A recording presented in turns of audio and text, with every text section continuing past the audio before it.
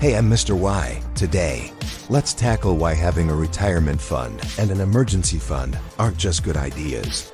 They're your defense and safety net for real life. First, a retirement fund isn't just for later. It's how you make future you comfortable, not scrambling. Start early, put in what you can, and your money grows while you sleep, setting you up to enjoy life on your terms when work's done. But life throws curveballs, right? That's where the emergency fund comes in.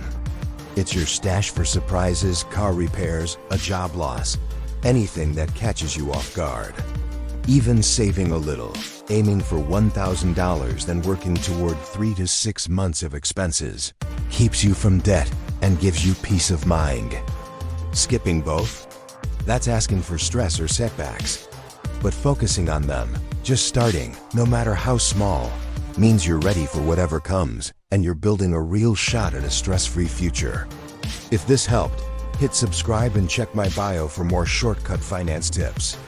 Let's keep your money working and your future secure together.